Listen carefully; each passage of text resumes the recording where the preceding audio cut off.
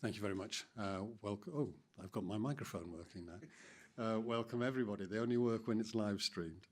And welcome to any who are observing online. We have apologies for absence from one member, Councillor John Mann. I can see that everybody else is present, so thank you for that. The minutes of the meeting held on the 5th of June, they have been circulated. Does anybody have any amendments to those minutes? Okay, can I then take that we agree them as a true record of that meeting? I can see nods. All those in favour, then that's fine. Thank you very much. So I'll sign those afterwards, Edward. Thank you. Matters arising from the minutes will be dealt under the committee work programme item later on in the agenda, so no need to pause on that. So moving to item 3 on the agenda, are there any declarations of interest regarding items on the agenda this morning? Councillor Walker. So for items 6 and 7, I am a Knaresborough Town Councillor as well. Thank you. Councillor Goslow, I imagine the same? I am also a Knaresborough Town Councillor, Okay. Thank you. Great. Any other declarations of interest? Yes, Councillor Timothy. For item 7, I'm a Harrogate Town Councillor representing an area that borders Knaresborough. Okay. And is mentioned in the report. Mentioned in the report. Thank you. Okay. In that case, as Andrew's area borders... You're not a Town Councillor? Oh, not Town Council, no, sorry. Yeah. Fine. Right, You have no interest. Ignore that. Yeah, fine. Okay. Thank you very much. So that takes us on to item 4. There are 2 statements that have been received. One item that isn't on the agenda, which we will take now in a second. The second we will refer to briefly when we come to item 6. So just ask Hazel Peacock, are you making the statement? Thank you very much. Everyone can hear me? Thank you very much, Chair. We're delighted to see the delivery of phase 1 of the 20-mile-an-hour zone in southwest Harrogate and wholeheartedly welcome it. We give particular thanks to Heather Yendall, Melissa Burnham, who's here today, and Alan McVeigh for all their work. The most significant 20-mile-an-hour zone in the county with 200 streets, it aims to create a safe environment for the 4,000 school children attending the schools in the area and the wider community. Support for the full approved scheme, which is phases 1 and 2, came from right across the community, residents, parents, cross-party politicians, and the local MP, Tom Gordon. It was supported by 13 head teachers and educators, many of whom had called for safer streets for many years, well before the campaign. We sincerely thank all those involved. Seeing school children make their way to primary and secondary schools at the start of September, some for the very first time, along streets with reduced speed limits of 20 miles an hour was great to see. We look forward to seeing this soon across the essential phase 2 area as well. Putting the schools and community at the heart of the scheme to give young people a safe environment to make their way to and from school, to meet friends and attend after school clubs will have significant impact to both safety and well-being. This will encourage independence and outdoor activity, as well as improving the overall feel of the local area for everyone's benefit. Data from Transport for London shows a pedestrian is 5 times less likely to be killed at 20 miles an hour than at 30 miles an hour, with a 34% reduction in people killed or seriously injured on the roads after implementing 20 mile an hour speed limits. They also find the number of children killed in road collisions fell by 75% following the implementation of 20 mile an hour speed limits. This is an important reminder of the positive impacts of speed reduction. We look forward to your ongoing support to achieve the timely delivery of the remainder of the scheme through phase 2 to create the much needed safer environment for the 5,000 other school children attending Harrogate Grammar School, Rossett Secondary, Rossett Primary School and Ashfield College. This full 20 mile an hour scheme is significant not only in size, but because the rest of the region is looking to Harrogate to see what is possible by way of positive change for other schools and communities. We will continue to collaborate with partners on this next phase and in future discussions with North Yorkshire and the different agencies about enforcement and improvements for other areas to bring safer streets and environments across our communities. Thank you. Thank you, Hazel. And there's, as it's a statement, there's no report from officers, but I'd like to add my thanks to you, Hazel, and the team, some present, some elsewhere, for your enthusiasm, your commitment, your knowledge in the area. So thank you very much, and we will certainly, as a committee, continue to support those initiatives.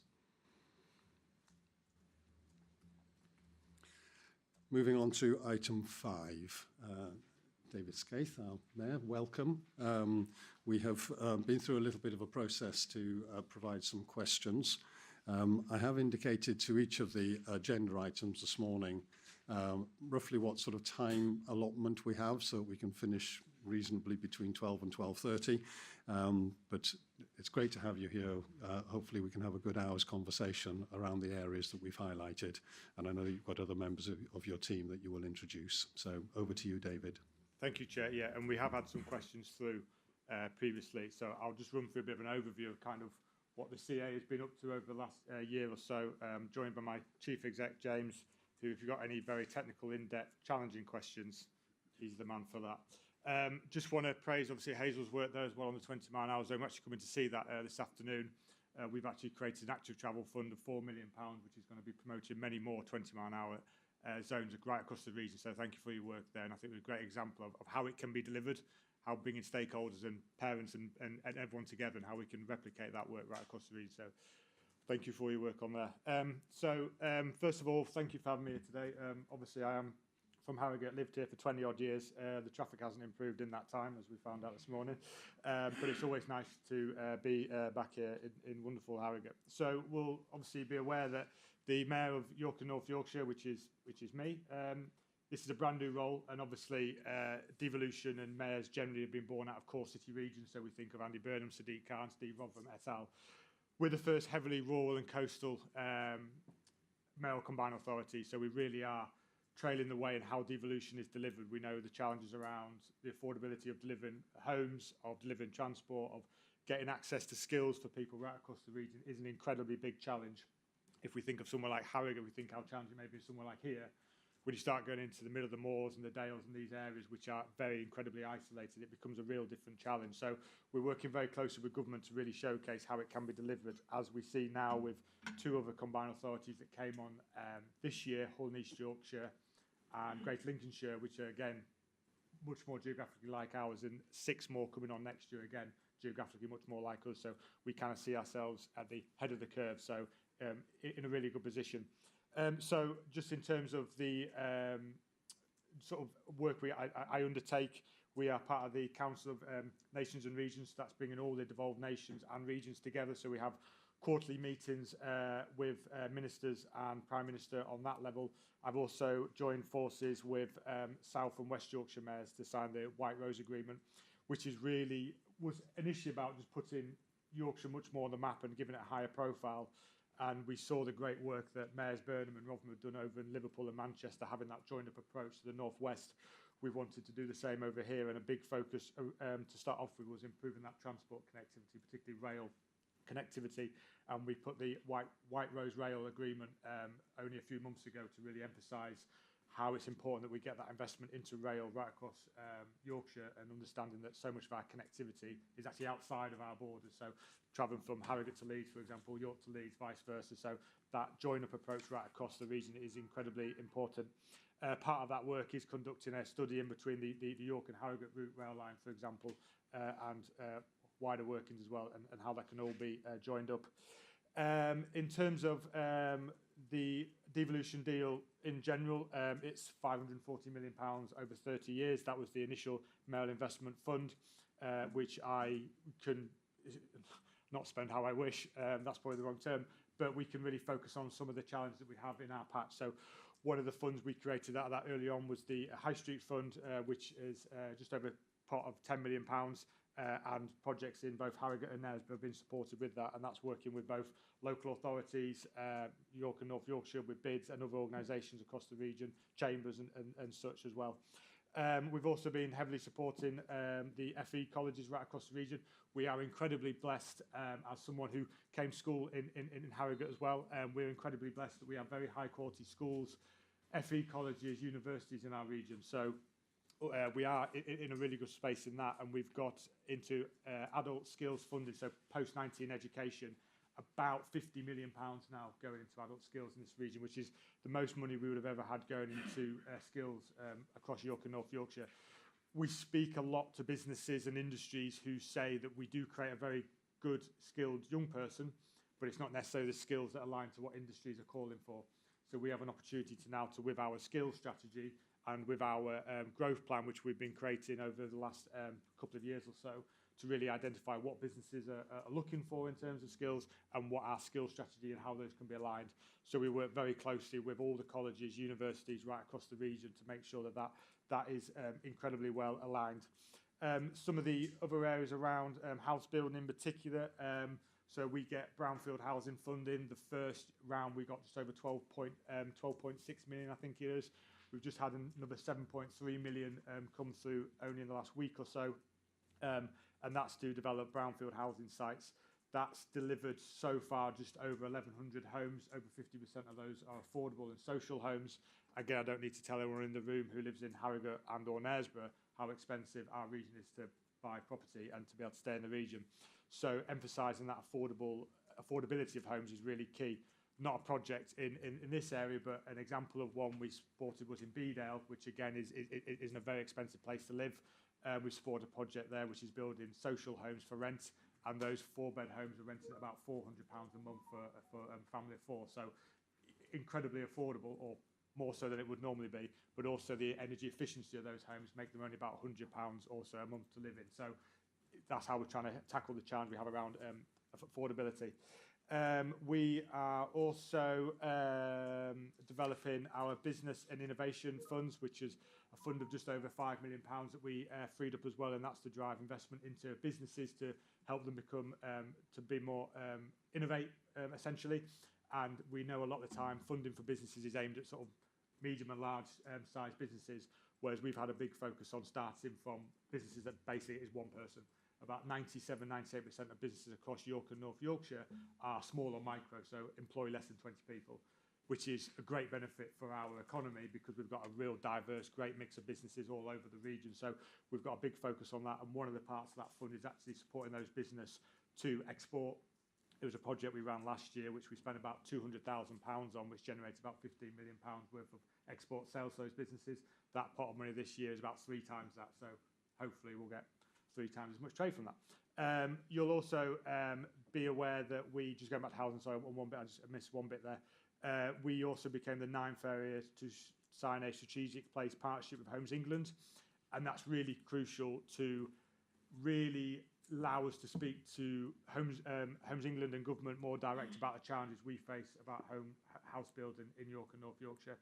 The challenge of the affordability of it, the access to brownfield sites, the fact we've got 2 huge national parks, so many challenges around it. We've got circa 28,000 homes that have planning but are not being built. And so we now have an opportunity with Homes Inc. to really understand why those aren't being built, unlock them and get that house build and being delivered, because all our communities are drastically short of having affordable homes. So having that direct relationship with Homes England now is really key. Also with our Brownfield Housing Fund. Just to make my life even more complicated, I'm also the Police, Fire, Crime Commissioner. I think we're the first combined authority that took that on from the start as well. So again, that's quite unusual, quite new. Many areas won't have those because the overlap of where police and fire boundaries don't always line up, whereas in York and North Yorkshire they line up perfectly with the area. So some areas don't, which is why we took on police, fire and crime powers as well. So one of the first things we did alongside Joe Coles, my deputy mayor, was to develop new police, fire, crime plans, which are new 5-year documents, and also setting out our work on our VORG strategy. Not to say the work wasn't being done really well previously. There was some very good work. We just wanted to revamp it, refresh it, and obviously with the extra skills and responsibility and powers we have with the CA, how we can use things like our skill strategy to align to how we can support young people who maybe fall off the tracks and how we can make sure that they're getting the education that they deserve. On transport, which I'm sure there'll be probably a few questions about transport coming up, we are currently developing the first regional local transport plan. That is ongoing as we speak. It's obviously a huge undertaking, bringing both York and North Yorkshire's transport plans together. And as I touched on earlier on, Chair, that understanding of how so much of our travel is outside of our borders. So understanding how we move people smoothly from Harrogate to Leeds, York to Leeds, Selby to Doncaster, all these places outside of our borders, and then bringing them back in again as well. So it's really important that we get that work right, and that is a huge undertaking. We've also been one of 3 areas that was given a rural bus franchising pilot with only combined authority who has a rural bus franchising pilot. And that's really us working very closely with the Department for Transport to develop what bus model would work best for York and North Yorkshire. Again, our geography becomes our biggest barrier here.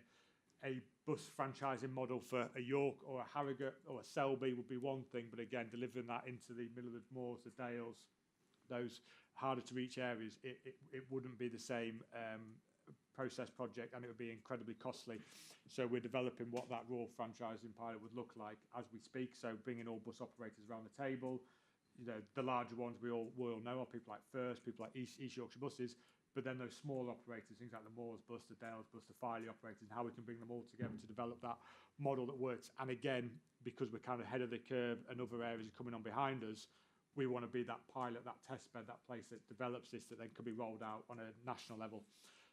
Just on rail, I touched on it slightly then, but we'll be undertaking a York Harrogate Leeds corridor study of exactly how feasible of rail lines and stations along that route. A question came in from Councillor Haslam the other day about a new station in Harrogate. Those kind of things that we can start having those conversations on.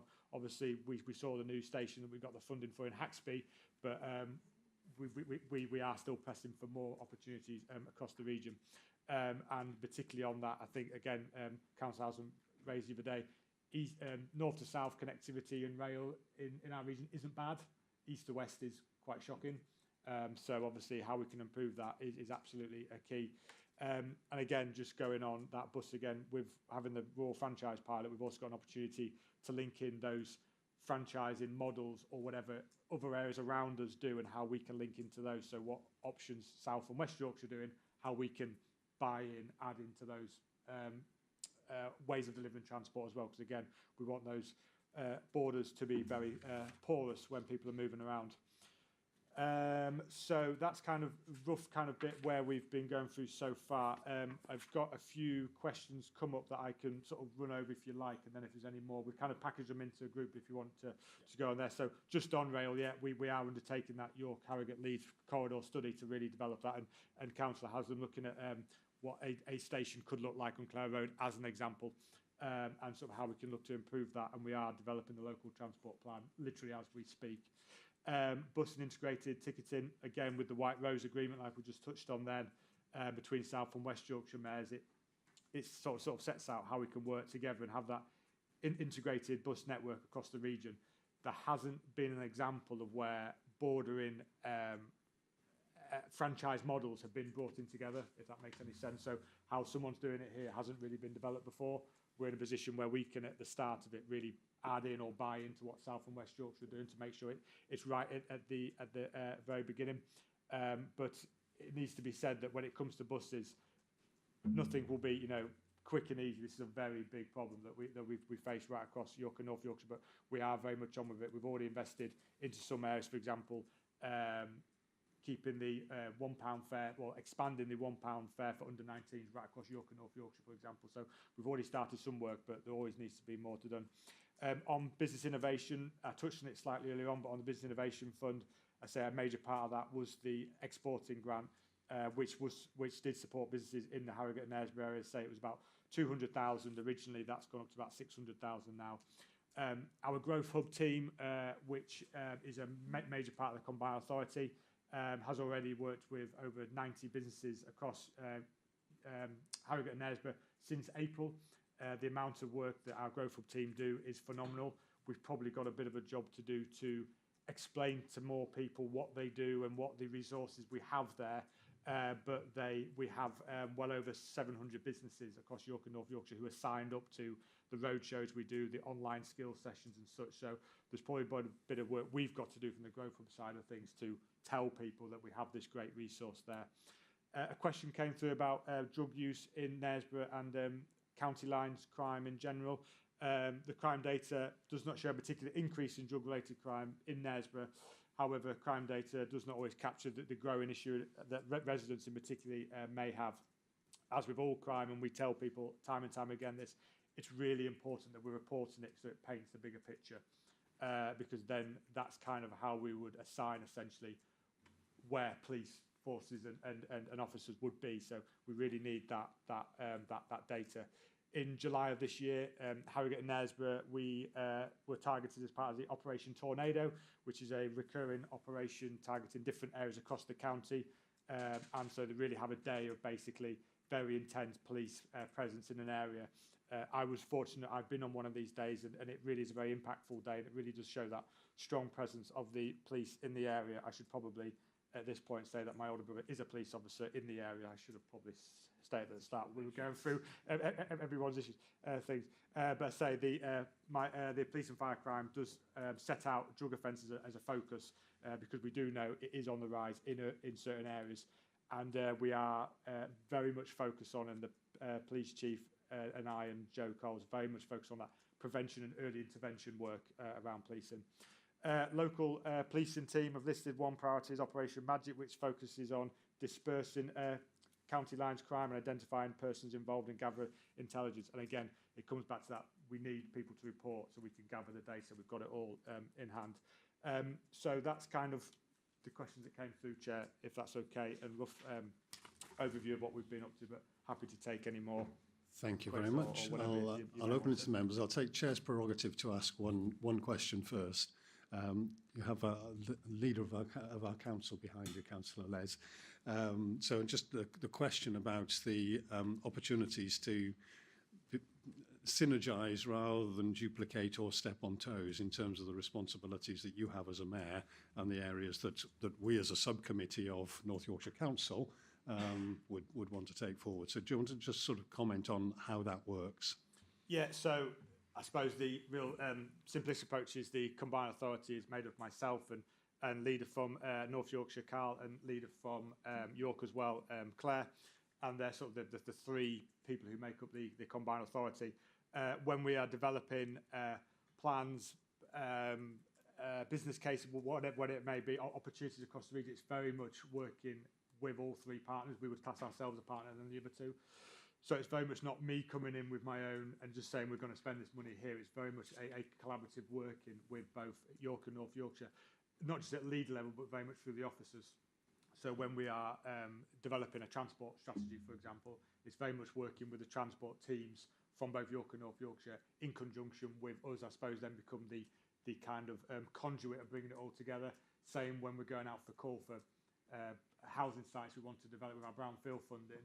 It's very much us working with partners at both the authorities, the registered housing providers, for example, very much us going to them to collate all that information coming into us. Obviously, there are certain areas that we are and aren't in charge of, for example, so we don't have, say, in planning, for example, that's still very much a local authority issue. Thank the Lord, I must say on that. But then we work very much with both local authorities on things like a spatial plan, for example. So understanding where the potential housing sites or development sites may be, then we obviously have opportunities with Homes England, with the funding, to go and maybe open up these sites. But there's certain areas that very much come down to planning. Transport is probably obviously one of the biggest ones. Again, in isolation, both authorities have a transport plan, and that's what it is. But now we've got an opportunity to bring those, say, and correlate those together. Again, very much working with officers, very much working with leaders, understanding what the challenges are from both areas. Because for me, we're not looking to reinvent the wheel. And if there's so much expertise on the ground in terms of local councillors, local MPs, local leaders, people who've been in the patch for so long, it's going to make my job a lot easier if we really harness that information the best way possible. I don't want to speak on the leaders' behalf, but I think there's definitely improvements we can make about how we get that information from the ground in North Yorkshire, it's a huge county. So to get that local knowledge up is always going to be a challenge. Obviously, with the reshaping of the council that happened only a couple of years ago, it's making sure we don't lose any of that local knowledge and expertise and challenges that may face and how we can filter that in. I think the area committees like this have a good opportunity we can obviously lay out what we're doing, but then obviously challenges and areas that you are looking to explore as well.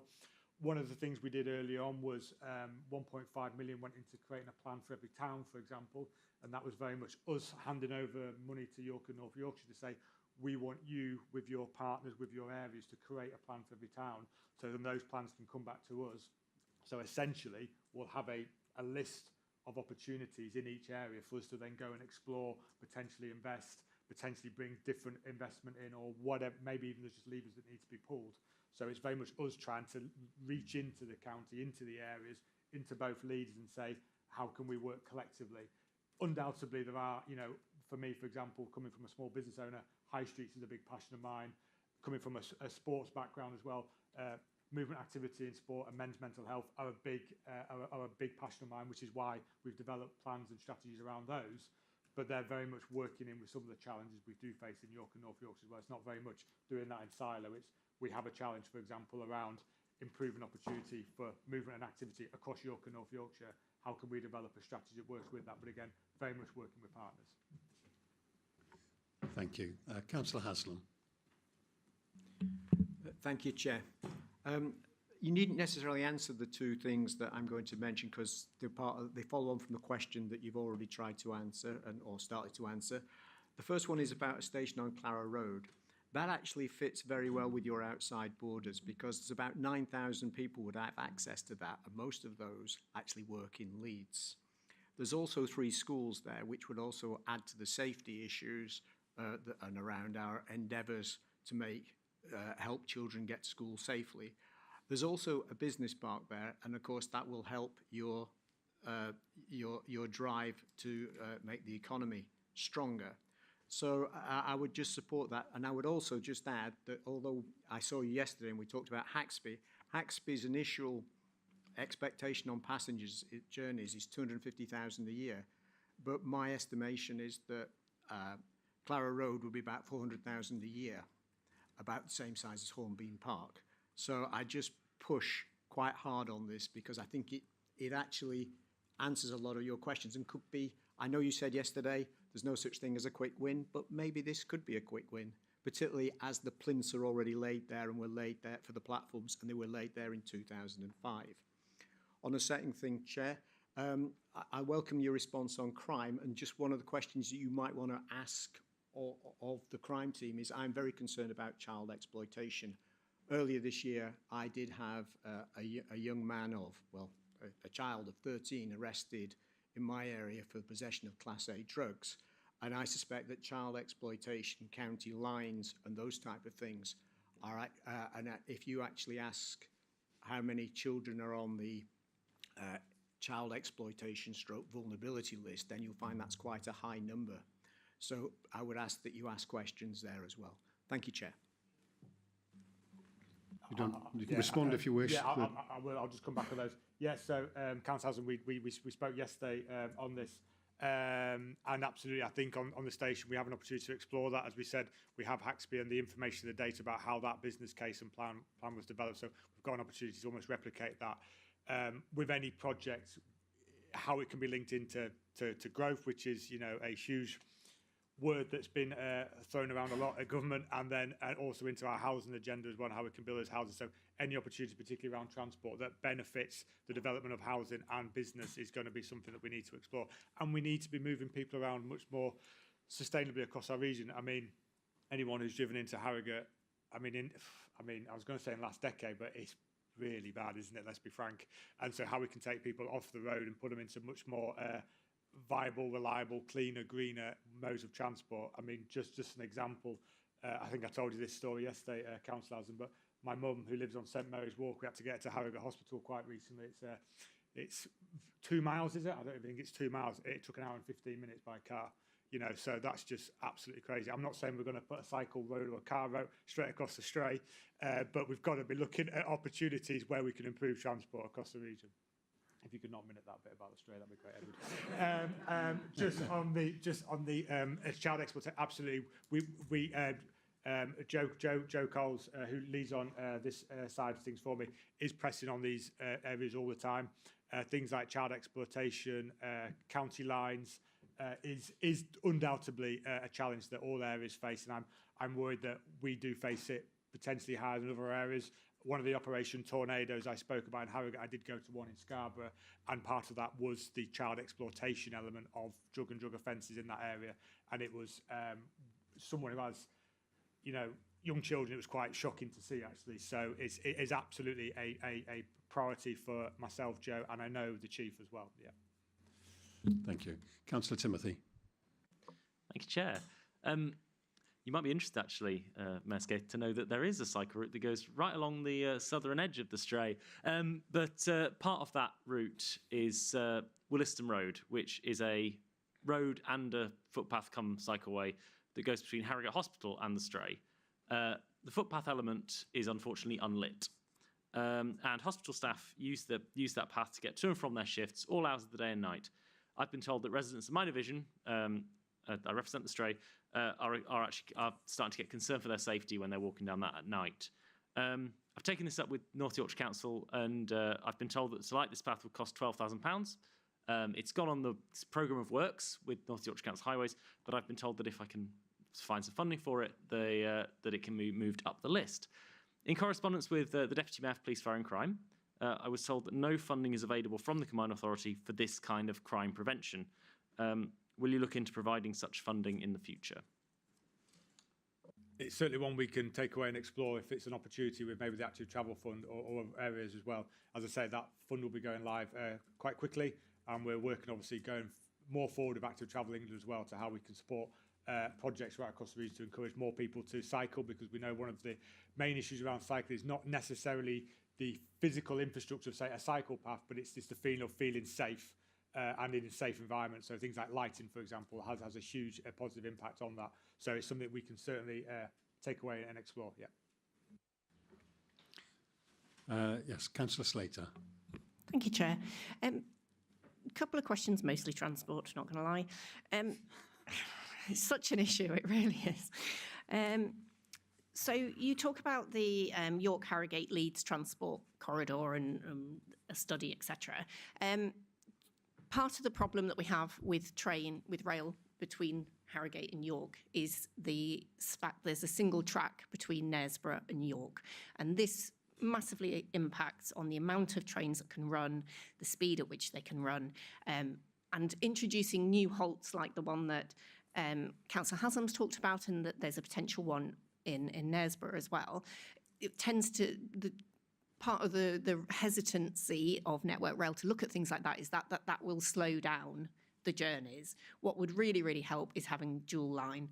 I was on a train recently from on my way back from Northallerton via York, and got stuck because a train broke down ahead of us. And that's just classic, that when you're on a single track, if one breaks down, that's it. That's everybody having to wait. But it also limits the number of services that can be put on, because everybody's competing to be on that same line. So is that something that you would be prepared to look at a bit more closely? Bus ticketing.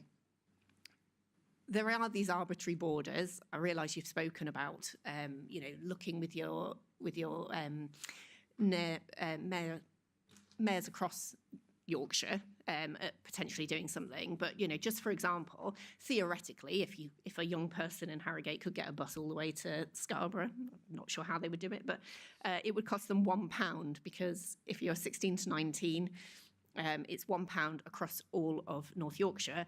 But if that same 16 or 19-year-old wants to go to Leeds, that's going to cost them £3. I mean, that's just absolute. It just seems insane. It's an arbitrary border that's being crossed, which causes the difference in the ticket price. It's not about the distance. And that, I think, is a real barrier to young people being able to access the things that they need to. On that note as well, with accessibility, obviously we've the local MP has had a petition about disabled bus pass access. We're lucky in North Yorkshire that disabled people are allowed to get on a bus from 9 a.m. with their pass.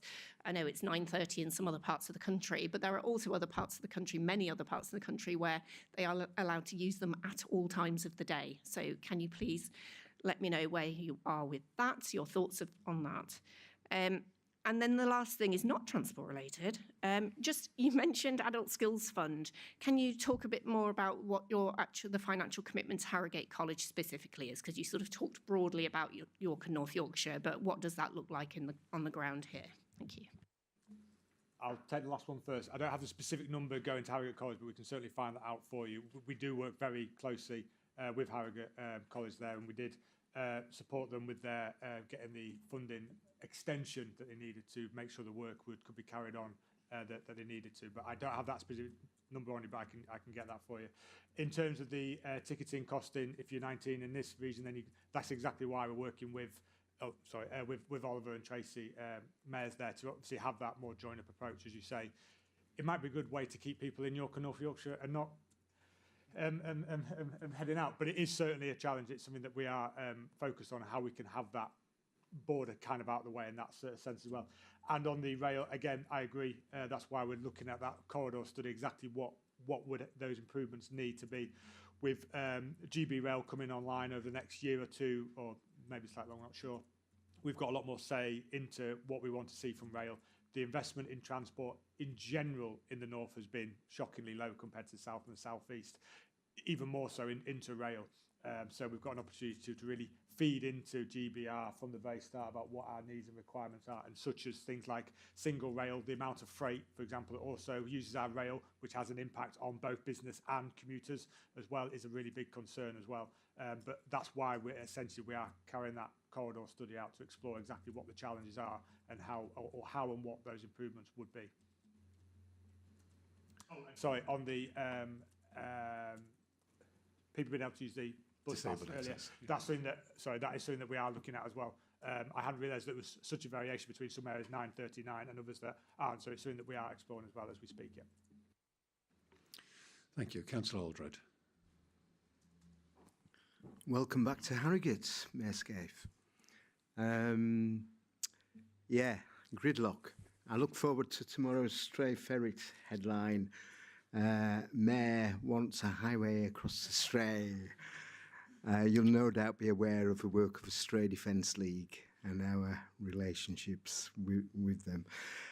Two points on transport, which I'd just like you to expand on slightly, and if you know of any research that has been done or schemes to be looked at. I think these have been with us forever, really, and talked about. So perhaps with the creation of a combined authority and the Mayor's funds, there may well be money for doing something about them. One of them is Starbeck Crossing and the railway there, which my colleague down here, Councillor Broadbank, for 42 years, the member for Starbeck. Since 1929, it has been an issue. No, he hasn't.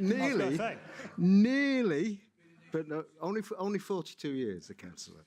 But no, it has been an issue, and it still is. And I know my colleague here, actually, Councillor Haslam, has tried various initiatives, and we keep being told by the railway companies that they are using the latest technology, and yeah, well, that's debatable. Whether those barriers have to be down as long as they have. I mean, I was in Northumberland recently, the main line there, loads of trains, 100 miles an hour. The barriers go down for about 20 seconds when they know the train's coming, 20 seconds before, 20 seconds after. Now, if we can do it on a main line, surely we can do it between Harrogate and Knaresborough, because because you're local, the traffic backing up either way, and it affects me in Kingsley, which is my ward, because of course all the traffic is then looking to go through the only other alternative, which is Boggs Lane, and that becomes a bit of a rat run as well at certain times of day. So I'm saying we surely have got a technological solution by now to that Starbeck Crossing issue. The other one is Park and Ride. which again has been talked about in Harrogate for absolutely ages. He's nodding, so he was talking about it as a boy as well. There must be a couple, at least one, but ideally a couple, one in north and south areas we can look at. I know the council owns some land there. And Park and Ride works elsewhere, works in Whitby, works in York, and why shouldn't it work in Harrogate? I'm convinced it would, and a lot of business organisations as well. So I'd be interested in your comments in those two areas to look at the Harrogate gridlock, which we all know is worse than it ever has been, and something needs doing. Yeah. Oh, sorry. Sorry, David, just before you start, because I can add some clarity to this. Starbeck Crossing, the technology is totally out of date. What happens is when the train leaves Harrogate, somebody rings a bell, somebody runs into the signal box, pulls a lever, and that's why it's up to 7 minutes while it stays down. There is actually a piece of technology available, but it's going to cost several millions to put in, and Network Rail are not keen on this. But I've been trying to get the police authority, yourselves, my own council, North Yorkshire Council, all together on this, because if we put enough pressure on, then I'm sure Network Rail would correct this and it would reduce it to 2 minutes, which would then give us time to put extra stations on the line so that the timetable works. So no, I like, but also there's the twin track thing as well, which is all very exciting. And I've also been trying to get an air quality monitor installed, which for about 2 years now, it feels like forever, at Starbeck Crossing, so that we can actually see what the pollution's caused by stationary traffic. And then just on the other thing about previous studies, and we've got Melissa here today, so she might be able to point you in the direction of the right studies. But in 2018, 2019, there were both studies were over 200 pages long on how the transport issues here in Harrogate and Knaresborough. For example, I quoted you yesterday that over 60% of the journeys in Harrogate are less than 2 miles, and that data comes from that particular, and that may well give you a step up and a start. So I just wanted to give you that additional help, and now you can answer Chris. Thank you. Thanks. Thank you for those. Being someone who grew up playing cricket at Knaresborough Forest as well, having to drive through Starbeck for 15 years, can't imagine how many games I was late for and all the rest of it. Yeah, I hadn't realised it was down for so long, actually. My head of rail is obviously watching this in some capacity, because he actually sent me a message through about how there's been studies carried forward. I think this is probably one to take offline and give you a bit more of a longer response to it, so we just understand what all the options and opportunities are around it. It sounds like it's as much as a highways thing as it is a rails thing, so we can obviously explore what the options are on that. We have had some uplift in funding for highways and transport, so it's understanding what the options are around it. But so we can take away offline, if I may, and we'll sit down with my rail lead just to really understand it. 'Cause I must admit, I did know it was an issue, but not quite to that extent. It's understanding what options and opportunities we have around to work with it, and if it does fall into, say, if it's a highways thing or a rail thing, because it is quite two different options there. And understanding what tech is available now. I mean, something that York is very advanced in is actually rail innovation. It's one of our key growth sectors, so surely there's somebody out there who has something that can improve that element, quite frankly. On Park and Ride, I couldn't agree more. Park and Ride in York in particular has held it as one of the best. We've actually just funded it for it to open longer hours. I think it's been 5:30 and 10:30 now. It's an incredible option there.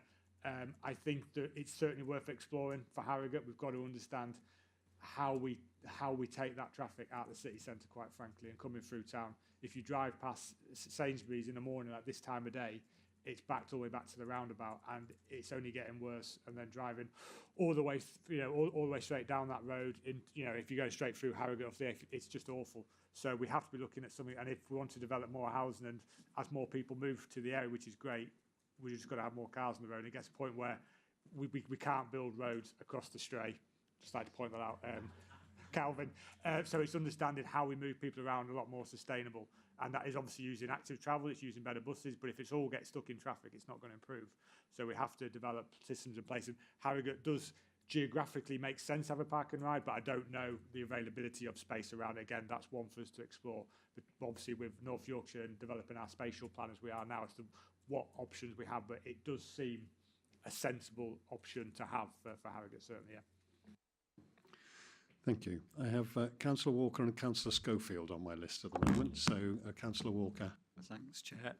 We have a very active youth council in Knaresborough. They're running a number of projects. One of the projects that they're looking to roll out is a drugs and alcohol sort of training programme with their peers.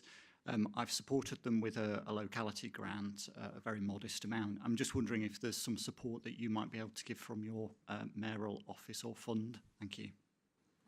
If you could reach out with the details of it, we can come and visit and see what options we have. As I say, we have a big focus on early intervention and prevention work, and we have already supported some projects such as that across the region. So more than happy to take that offline if you want to reach out and we can explore. I'll take that back to them, and I'm sure they will take that opportunity and reach out to you. So thank you. Thanks. Councillor Schofield. Thank you, Chair. I'm not too sure whether this falls within the remit of yourself, but I'm going to ask it anyway, as it's going on for business related, to be fair. With the construction of the new Tesco site in Harrogate, the roadworks there have decimated a small business on Electric Avenue, causing the lady there who owns it to lay off staff and cause her an awful lot of upset mentally and financially. I'm going to amplify that with regards to the Gateway project, when that was Station Gateway. When construction starts of that, I have great concerns that businesses will suffer. And at a meeting here, when I asked the consultants whether any business impact report had been done on those businesses, I was alarmed to find out none had been carried out. My concern, like I say, is for the support for these businesses whilst roadworks are going on, such as the small shop on Electric Avenue. Does the mayoral authority have any facility to support these businesses in any way? Whilst these things happen, if certain things arise, if these difficulties arise for them, please. I mean, they are NY projects, because obviously Harrogate Station, Gateway and others, so it doesn't really fall under that remit of the combined authority, unfortunately, on that element of it. We don't necessarily have a direct, say, fund to go and support an individual business. Obviously, we have the High Street Fund, and a major part of that was to actually bring businesses and partnerships together to have that a collective voice for their area. So nothing direct. We do have the Growth Hub, which is put on a huge amount of free courses that support businesses in development, into skills, into online development, all this sort of stuff, but nothing directly for an individual business. I would probably take it up with North Yorkshire Council as the projects do fall into theirs, and with things like road closure, again, that's a highways, which is again North Yorkshire, not us as the CA. Okay, I have a late entry from Councillor Gosler. Thank you. I just wanted to add, when we're looking at park and ride and when we're looking at additional train rail stations, can we ensure that Knaresborough is included? They link together, and the congestion between the two towns is significant, and it's having such a detrimental effect on our town.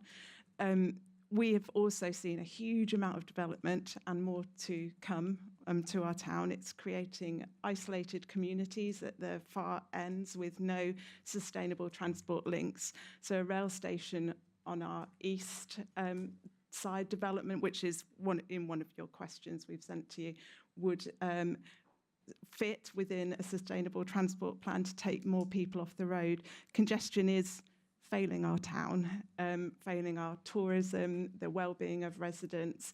If we can get the roads less congested so that the goods, the vehicles that do need to move around to help our high street can, and then it improves the well-being and local economy and tourism of our town, etc. Yeah, I agree. I mean, not going on a rollback tour of my life as a child, but I spent a huge amount of time in Knaresborough, and I've never understood, why it's not held in incredibly high regard, because it is a beautiful place. And something that I asked the chair quite recently when we met is understanding how many people live locally to Knaresborough, visit Knaresborough High Street, for example, because you do have a lot of, I don't have the exact number on me, but in terms of population density of people live within probably a mile and a half of Knaresborough must be pretty high, and yet how many of those people are using the local high street? And an example of where transport has failed, it's you look at a new development in Knaresborough where there's a cycle route, and all of a sudden there's a piece of about 100 metres where it just stops. So no one's going to cycle or walk that. So it's there are no simple wins. But when you look at something like that, if that was just joined up, that whole route was joined up, people would more inclined to walk and cycle, wheel into their high street and go use it, because it's only a mile away. Yeah, it's up a bit of a hill, but you know it's only a mile away. So it's just looking at how we develop when we're looking at housing, when we're looking at planners and planning and spatial plans, all this sort of stuff. And we're developing houses, which we do need to build. It's what are the transport infrastructure and opportunities now, and making sure we are building those in with the developments, not building towns and areas that instantly need you or requirement of needing a car, and that's one of the problems there. But I wholeheartedly agree that the link between Knaresborough and Harrogate should be a lot more seamlessly, and it just is. And as we've pointed out, things like the challenge at Starbeck and all those sort of things all add into that challenge, don't they? And an even later entry from Sam. Councillor Gibbs, you have a question. Yeah, thank you. It's probably as much a question for you, Chair, as for the Mayor. Just obviously following on from all the questions that we've had here, specifically around transport, new railway stations, which would be fantastic, a better train line, park and ride, if that turns out to be feasible.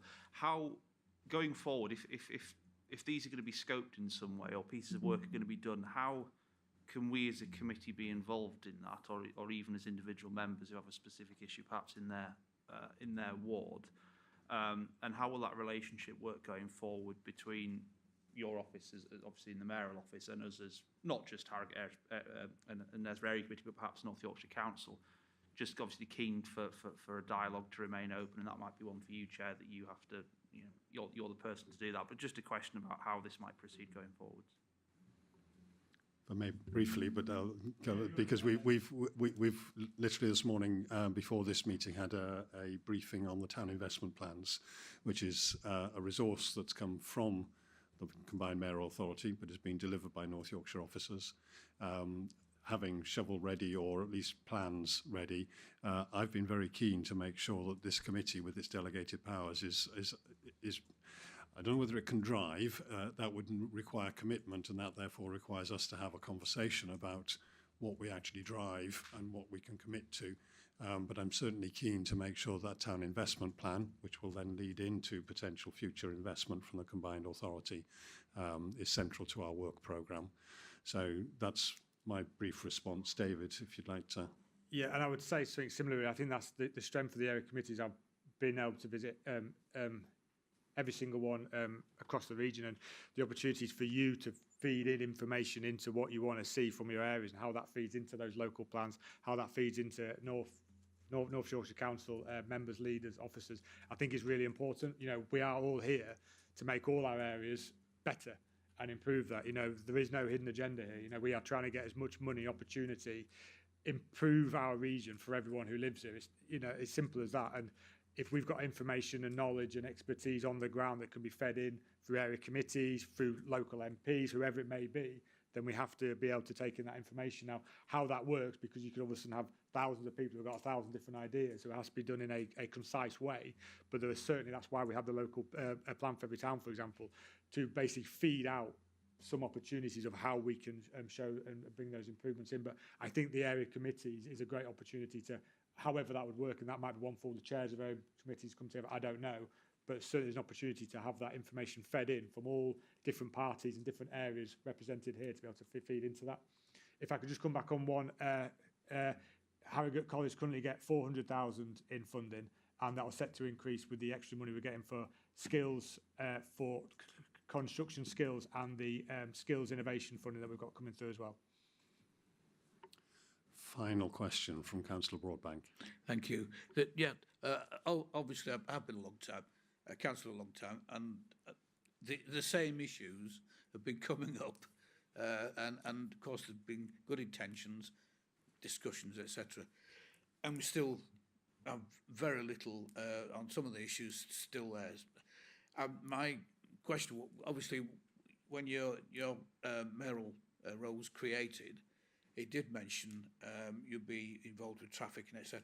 So I'm wondering what the breakdown is, what specifically, financially, could you give towards park and ride, rail structure improvements, and so on? Because there's always a reluctance from National Rail, don't really want to pay for anything. They want somebody else, like North Yorkshire or you, to pay for it.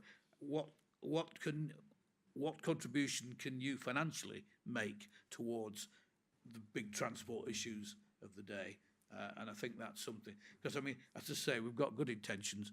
We can talk about things forever. We can negotiate, but it's actual progress. See people seeing something in place and different as a result of all that. So we get roughly circa about £100 million a year for transport. About 65-70% of that is for highways. So it's the biggest increase in highways money that we had in the region. So again, that went out to York and North Yorkshire to go do highways work as well. In terms of the larger scale projects, as in, for example, Haxby Station or the dual of the A66, which we've got funding for, that is a national government funded stuff. So we wouldn't have the money to go and say dual the A66, or I think it's the first meeting I've been in there, no one's mentioned the A64, which is wonderful. But no more questions. yeah, exactly. Yeah. But on those scale, that would be a national government, national highways, network rail link, whatever it may be, funding. So we don't have the money to go write a cheque for a new station that's 30, 40, 50 million.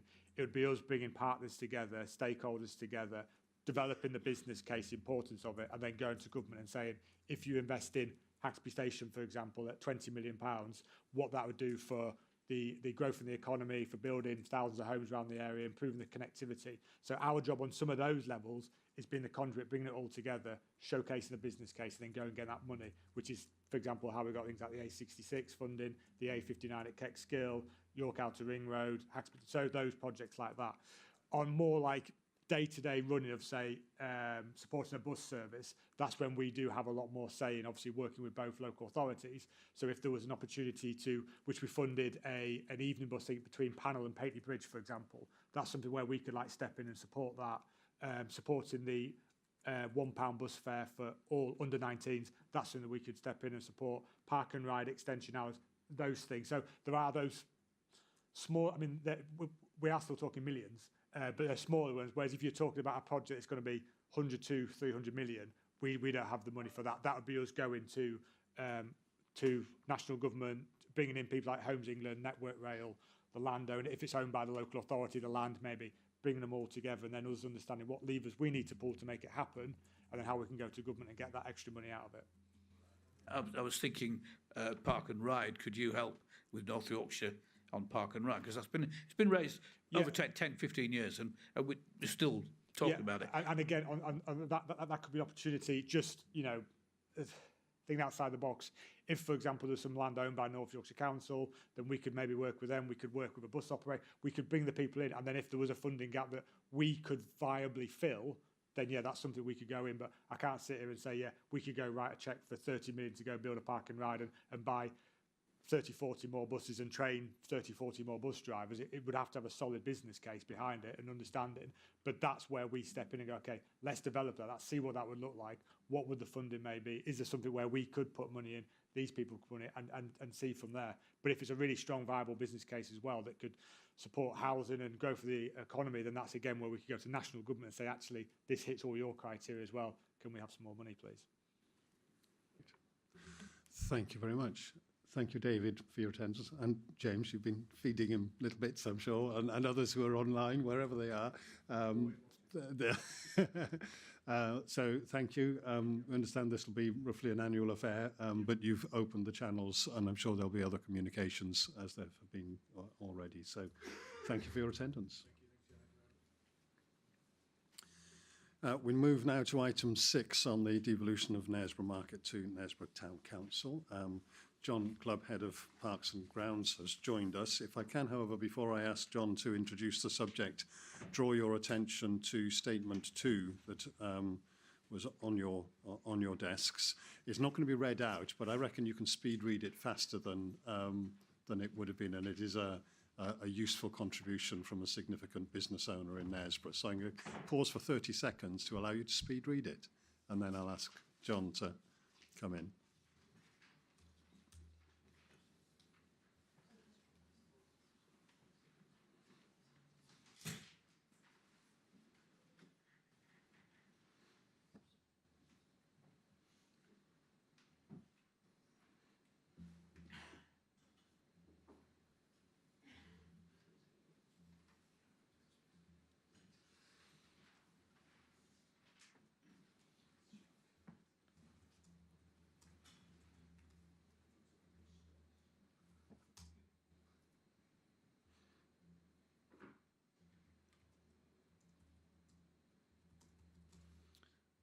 Okay. Thank you very much. John, would you like to introduce the subject? Good morning, everyone. Thank you for inviting me along to committee today to introduce this item on the devolution of Knaresborough Market. So I'll just give you a quick overview of the contents of the report. By way of background, the former North Yorkshire County Council, in their submission to government, put forward a proposal around committing to double devolution pilots. Following the establishment of North Yorkshire Council, there were 12 expressions of interest that came forward. After evaluation, 5 were approved to be developed into business cases, and one of those is this business case for devolution of Knaresborough Market. So at the moment, Knaresborough Market takes place every Wednesday in the centre of Knaresborough. That's what the charter provides for. It's currently a hybrid of self-set stalls where traders bring their own stalls, as well as those where North Yorkshire provide and erect the stalls for them. The market takes place between 9 a.m. and 3:30 in the summertime and closes a bit earlier at 3 o'clock in the winter, which is generally speaking from December to March.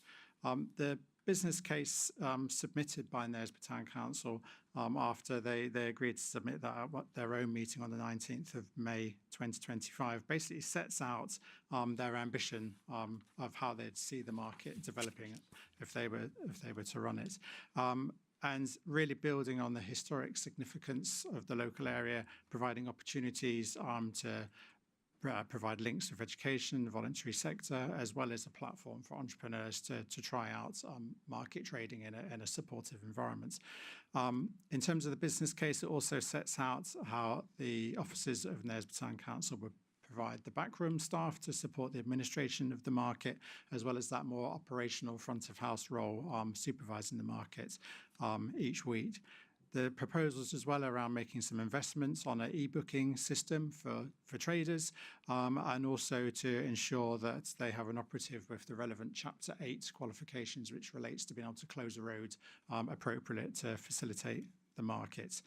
So following North Yorkshire's decision back in December 24 to move to harmonise our market operations and stop setting up stalls ourselves, we deferred that by 6 months to allow for further discussion around devolution proposals. One of the key things that comes through in Knaresborough's ambitions is to continue that stall set-up service, albeit through their own contractor. Knaresborough also proposed to set up a markets committee and provide some governance around how the market's going to operate and allow traders and interested parties to be able to feed back on how it's working. There's some assumptions in the business case around the cost of running the market, which is estimated around at 50k per annum, with an income of around 70k.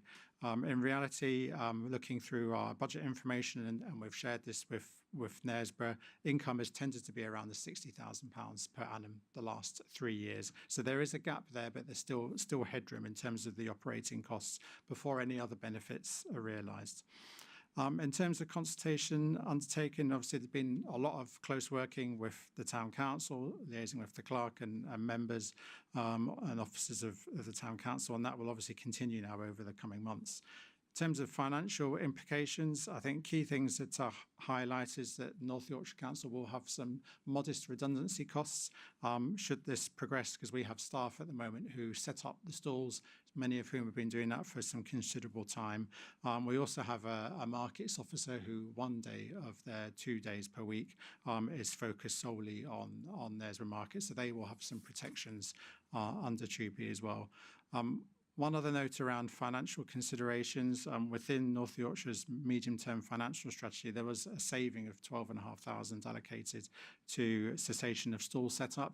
That won't be achievable for North Yorkshire through the proposal to devolve the market, because with that comes, of course, all the income to Knaresborough Market as well, into the Town Council. So there are. I just wanted to flag that as part of this.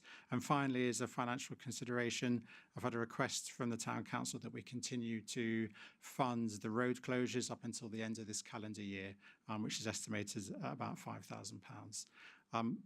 couple of other things to highlight to you, importantly around the legal implications. So we're working through with our colleagues in property services on how we would appropriately allow the continued use of the storage facility for the stores that we have there, and how that might happen as a rent-free proposal, making sure that's done appropriately. And also in terms of the actual market itself and how to run it, that process of transferring it across. And the proposal at the moment is for the advice is that the best method would be to use a statutory right under the Food Act 1984. If you've ever got any questions, I've got Jen with me here, who might be able to assist, because there's the Royal Charter that underpins the market goes back to 1310, so it's kind of a long history there and quite complex. There's no significant, well, no implications around equalities that have arisen through my piece of work. In terms of climate change, there is potentially a small decrease in carbon emissions from having the operations located centrally within Knaresborough. I suppose in terms of risk, there's obviously a lot of change happening at the moment, so that's one thing we need to manage carefully. And I think I've set out all our human resources implications already. So really, it's just to summarise, we've received the business case. Officers are working closely with the Town Council to facilitate that, and we're expecting a decision by the Executive on the 21st of October. Thank you. Thank you very much. Now, you or Matt that's going first? Councillor Walker. So thank you for the report. I think obviously some of those discussions, fingers crossed if the Executive do approve that, they obviously need to continue with the Town Council. I just wanted to thank really all the officers, both at North Yorkshire and the Town Council, for all their hard work. They've worked tirelessly to bring this proposal forward, so thank you. Today we're discussing a historic opportunity, a proposal for devolution that will empower Knaresborough to better serve its community and ensure the market remains the heartbeat of our thriving town. Jonathan's touched on the Royal Charter. It is really important. It was granted in 1310 by King Edward II, and the market has continuously operated for over 700 years. That was more than a right to trade. It was the recognition that the town had the ability to manage its own affairs. This legacy of the local management is exactly what Knaresborough Town Council aims to build upon today. The goal is to create a model of local governance that is responsive, effective and rooted in true partnership with residents and local businesses, one who's already shown his support by putting in a statement to the area committee. So I would like to thank Mr Webster for doing that. Being first to go through North Yorkshire's devolution process was always going to be the hardest one to do. It will be a shining example of what can be achieved through North Yorkshire's Council's double devolution, and a model that future projects will use across North Yorkshire, I'm sure. I feel confident that under local stewardship, Knaresborough Market will not just survive, it will thrive. This is a logical, sensible and mutually beneficial proposal. I urge the Executive to progress the devolution pilot and support Knaresborough Town Council in taking on the management and responsibility of our weekly Wednesday charter market. Thank you. Thank you. Statement rather than question, so I don't think there's anything immediately to come back. So, Hannah. Thank you. I can't speak on behalf of the Town Council, but I think I'd be safer in expressing how excited and positive we are feeling about this opportunity for the town. But I do feel it needs to be acknowledged that we are shouldering the risk as a smaller council, smaller entity, and we are still lacking significant information on the market. So I guess as an ask, maybe to propose in the recommendations is whether is that North Yorkshire can provide Knaresborough Town Council with a clear timeline of the process from this point onwards, from the Executive's decision onwards, so that that can aid and speed up our decision making, all the processes that we need to put in place as we're taking on a new initiative rather than handing over one. There's a lot more that we need to do, and the resources are significantly less within our town council than the in-house resources you have at North Yorkshire. So if I can propose that timeline, that would really aid the work that we're doing in Knaresborough Town Council. Yeah, thank you, Hannah. Yeah, absolutely. We'll continue to work with the clerk around that timeline. So I think one of the things I'll do before we sort of finalise the report to the executive, have that discussion with Angela to sort of work through how what actually happens after that decision. That's the key thing, I think. Thank you. Thank you. Councillor Haslam. I'm delighted that Knaresborough is going to get its market. However, I would just like to ask that there are words of caution here. I pick up on Councillor Goslow's risk, and therefore in the planning, and I would like to understand not the numbers precisely because that's not my, but has there been appropriate sensitivity analysis? What's the impact of days lost? What were the assumptions of how many days it trades, the number of traders, etc.? Is there a sensitivity that says because we don't want the town council to get into any sort of trouble, we want the town council to thrive and succeed. So I just really ask that the numbers really are copper bottomed and nothing's risk-free, but as risk-free as they can be. Thank you. John, do you have any comment on that? Yeah, well, I think as part of our forthcoming work now is to sort of maybe share the last year's actuals. I think that's a key thing. So yes, it's very seasonal. So in the winter, it's a bit quieter than in the summer, and just having that, I suppose the sense check of the number of traders we have. But it has been fairly consistent, so we can share that with the town council. Okay. And often very weather dependent as well, as you can imagine. Any other? Yes, Councillor Aldred. Yeah, I'm delighted that Knaresborough is finally going to get to run its own market. I think I've said in this chamber before, I think it should be an aspiration of the newly formed Harrogate Town Council that they could do something similar here. And we may be coming to you with our hat in our hands for your advice, but also with your royal charter, because I think that's quite important, I've been told. It might cover the Harrogate area, actually, so we need to probably talk and see that. But my main point is on this double devolution. I mean, I remember Carl's picture in loads and loads of publicity about the time of, I hesitate to say the takeover, the amalgamation of our councils, and Carl's smiley face was there saying, oh, we're going to do double devolution, we're going to give parish and town councils a chance to run their own facilities and provide services for their residents. And we're now 2.5 years down the line, and Knaresborough is probably, hopefully, going to get to run a market. Andrew Williams was the late lamented leader of Ripon Council, always says, oh, there's plans afoot in Ripon. Don't know how true that is anymore. But there doesn't seem to be anything else. So, is double devolution dead in the water? And that's a question for Carl, and he doesn't have to answer it today, maybe. No, it's not his answer. I'm not getting an answer today. But I do think that's what was hoisted on the, that was going to be an advantage of the new council, and it hasn't come to fruition, as have many other things not. And I'm sure there's people out there disappointed, as I am, that it doesn't seem to be a priority of North Yorkshire. That's all I'll say. Carl, as you've been named, you have a right of reply. Thank you, Chairman. I mean, Chris is right.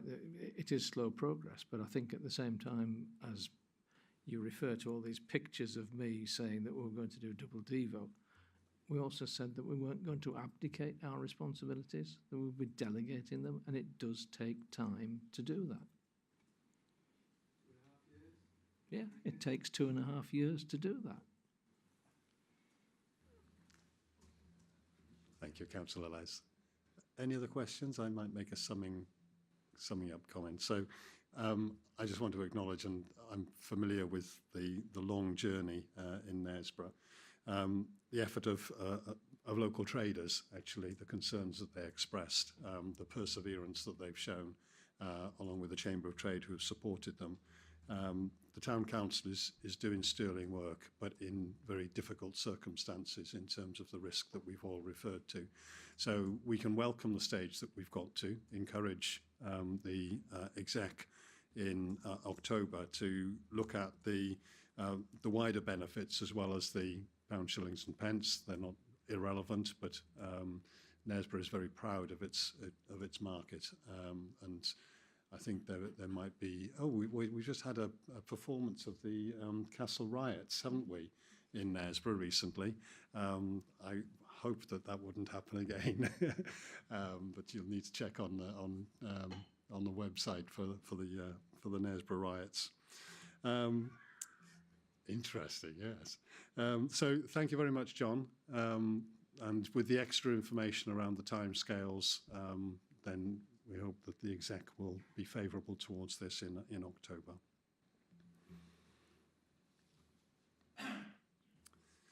Right, staying with Knaresborough. Item 7 on the agenda, we have David Piercy and your colleague Heather with us. Again, we'll do a similar, if you'd like to summarise the report that's now been presented, and then we'll have questions. So, David, over to you. Thank you. Firstly, I'd like to apologise for the absence of Marion, our team leader.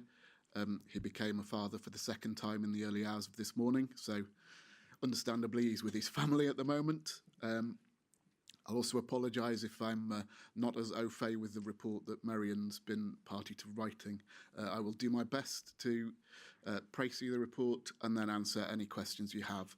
Just to forewarn you, we may need to take some questions away to be answered at a later date. Obviously, like I said, not quite as familiar with this as Marion, as the author of the report.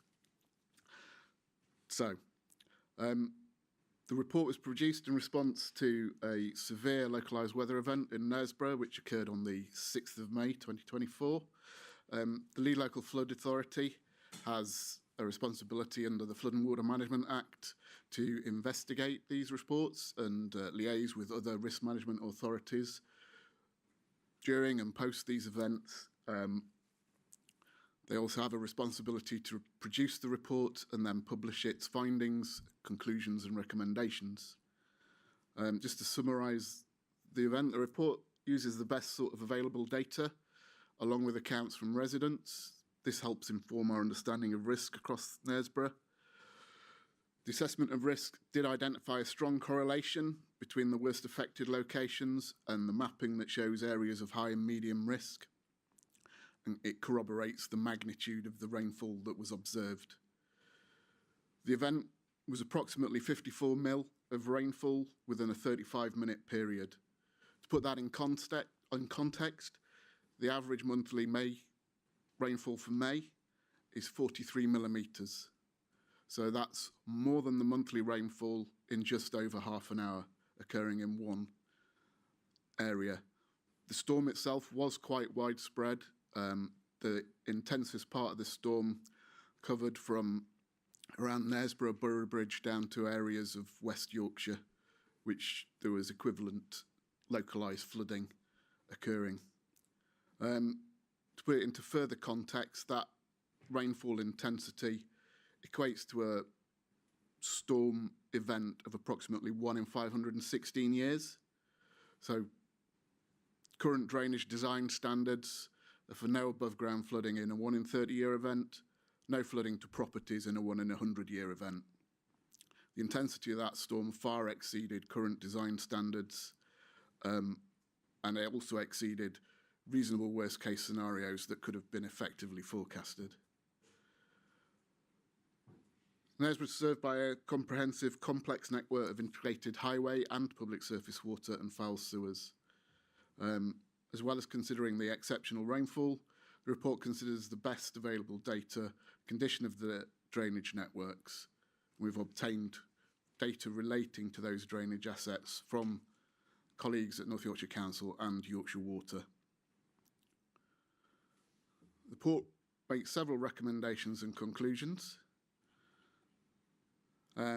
So over 50 properties and businesses were affected by this event.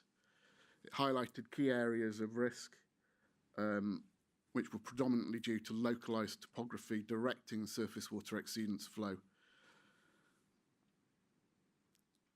Residents did raise concerns regarding gullies across the town being non-operational. The council does operate a cyclical gully cleansing schedule with a reactive surface also in operation for when additional cleansing is required. The gullies are designed to take a finite capacity and to take surface water only from the highway. In periods of significant rainfall like those in May, the entire catchment, including non-highway areas, contributes water onto the highway. It's undeniable a number of gullies are noted to have been blocked for a significant period of time. These appear to be isolated cases. Site visits were undertaken post-flooding to inspect gullies in the area, to which highways reported only a small number of gullies were underperforming due to blockages. These were cleaned and jetted post the flood event. In flash flood conditions, gullies can become subject to being blinded, which is a term used to describe gullies when debris such as leaves or litter lays upon the top surface of the drain cover, preventing water from effectively entering the gully system. Likewise, in relation to blockages and capacity of Yorkshire Water network, some blockages were discovered on smaller drains, but not on the larger drain systems. However, I believe the large drain systems, so like pipes of something like 850 mil, were surcharged, effectively locking the access of surface water into that drainage system. So the blockage of the smaller drains wouldn't necessarily have changed the impacts of the flood event. It may have altered the time of onset slightly. The community responded with great resilience and bravery, and we hope that this report will serve as a reference point for what is to come regarding flood management strategies to better protect Knaresborough from future flooding incidents. Onto the recommendations.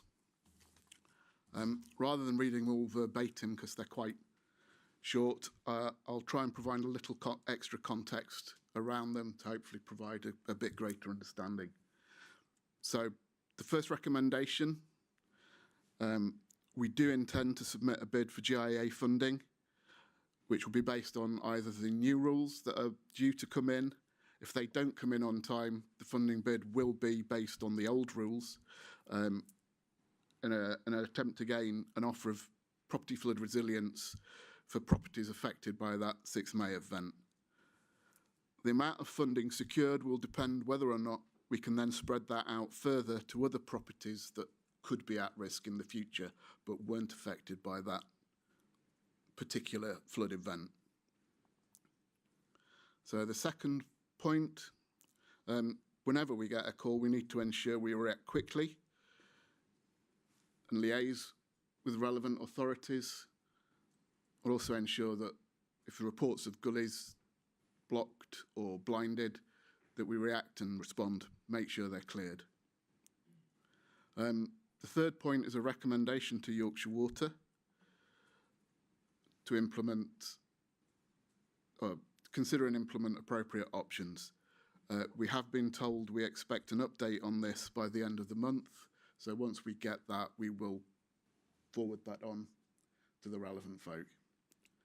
The fourth one is an obligation of Yorkshire Water. They have an existing development and wastewater management plan.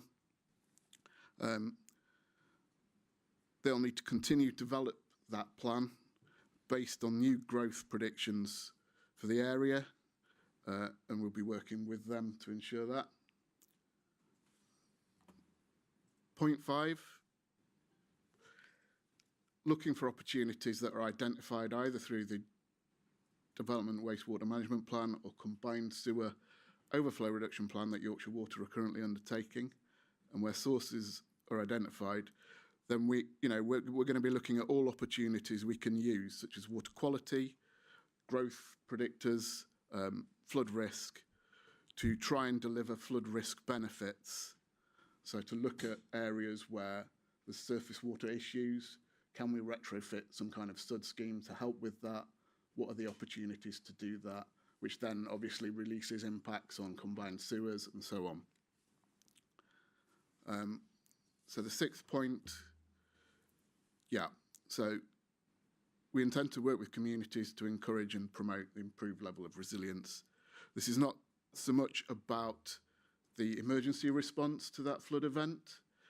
It's more about the resilience and response of the community, helping people to better understand the risks, how they can help protect their own property, measures they can undertake in order to do that, and some campaigns around knowledge and information that we can share to those communities to help them.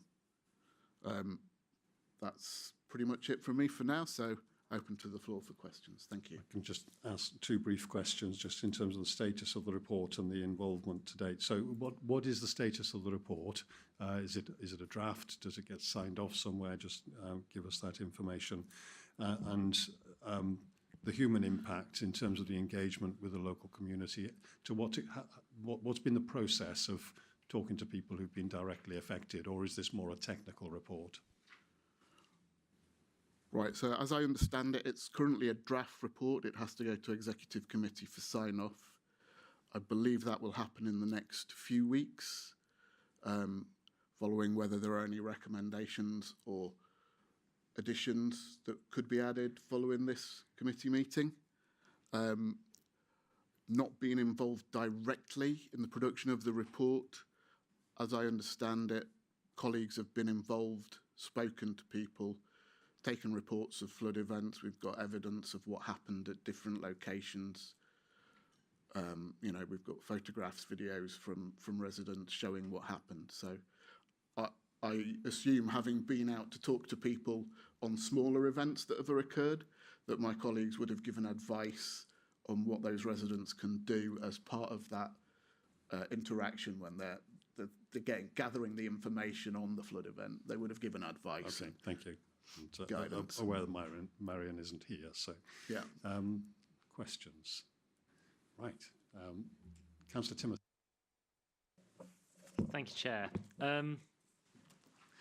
In section 21 of the report, which is the map of flooding events, the flooding which happened on Plumpton Drive in Hookstone, which I reported at the time, is indicated on the map, which I'm pleased to see. Floodwaters don't stop at parish boundaries, and on the gov.uk website that's linked within the report, Plumpton Drive is noted as being in flood zone 3 due to its proximity to the Star Beck. I was therefore disappointed that that there's no mention of Plumpton Drive or Hookstone anywhere throughout the report other than on the map. What efforts are being made to acknowledge the impact of the flooding on the residents of Hookstone in addition to those very real impacts on the residents of Knaresborough? Thank you.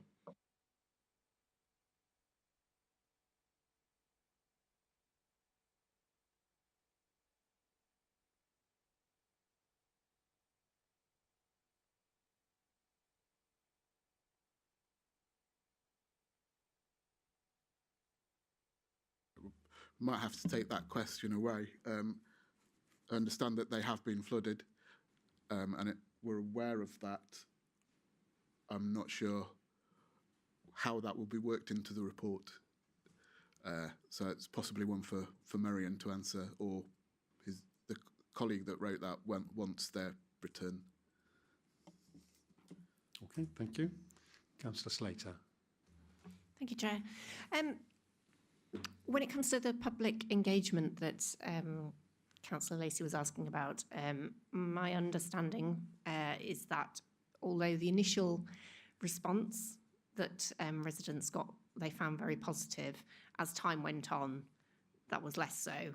And I don't believe there was an awful lot of engagement on this, the report itself. One of the things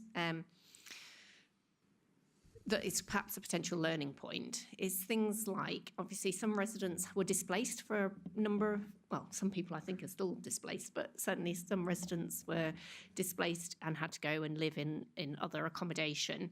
And although some of those people received sort of pretty instantaneously council tax relief on the second property, because obviously they couldn't actually live in their property, they were now having to rent a different property.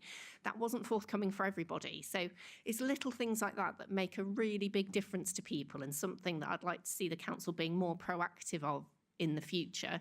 And I don't know why it fell down. I don't know why some people it was sort of offered to and others had to seek it out. Whether there's a lack of sort of having a central point of contact that people should have gone to and could discuss their specific situations with, I don't know. But I think it's something that we need to look at, really, to make sure that everybody's being treated equitably. You know, it was the right thing to offer, but it's making sure that everybody has access to that sort of relief. Thank you. Yeah, I think that's definitely a learning point we can take away. Thank you.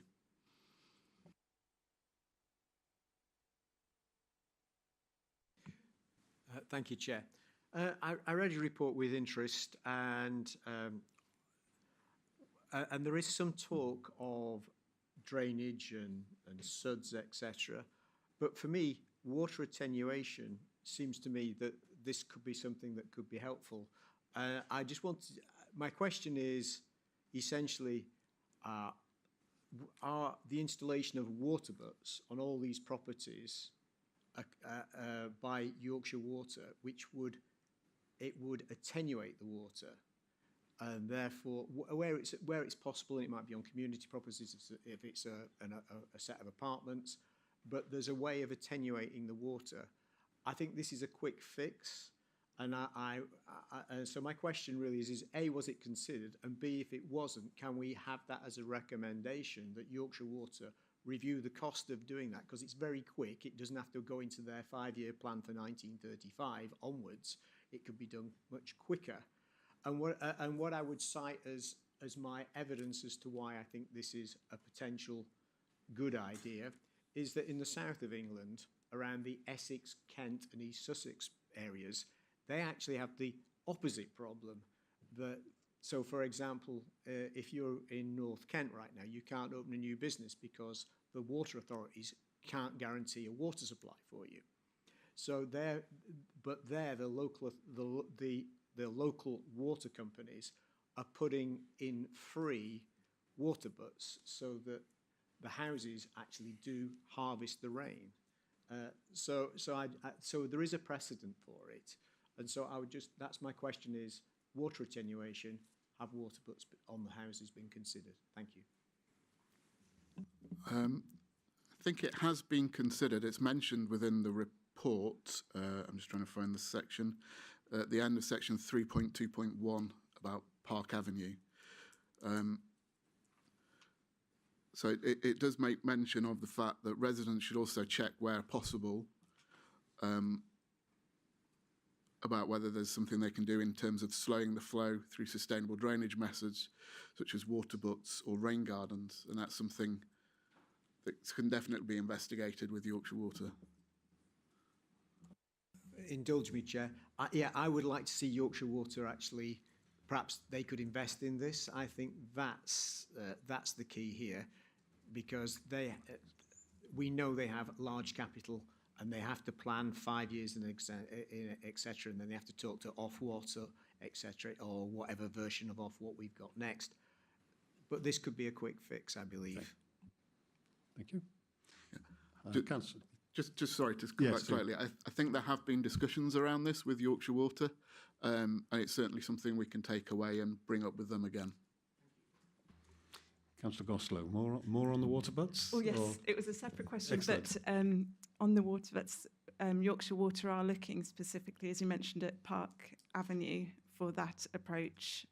But this came up within our town council briefing, and we'd like something much wider in the town, but as a community initiative with Yorkshire Water, so that the messaging can be right and can be more positive. It's not just about flooding, but it's also drought tolerance, etc., supporting biodiversity. So this comes into some proposals that we've put together following our briefings. But I think my question was following on from Peter and Monica in terms of it is very technical.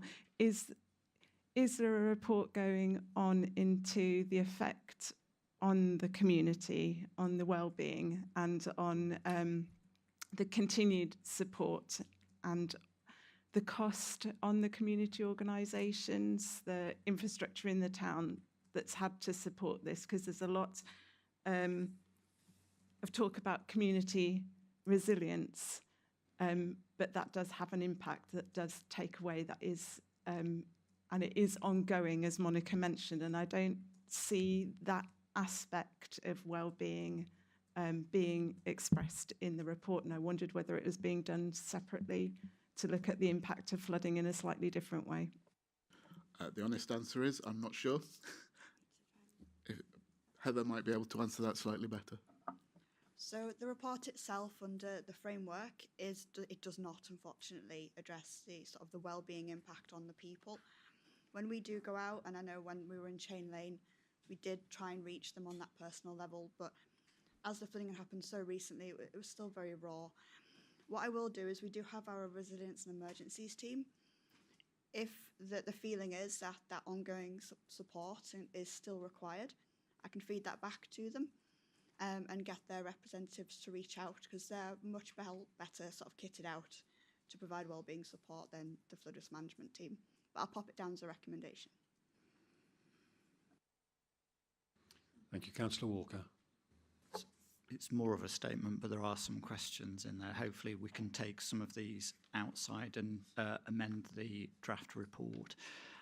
So I am a little bit disappointed that it's taken quite some time for the report to come to the area committee. The delay has only added to the distress and disruption of the residents. And I've had many of them contact me already that they don't feel that the report adequately answers their questions. Even now, months later, residents get anxious every time it rains and have heavy rain. And I think rightly so.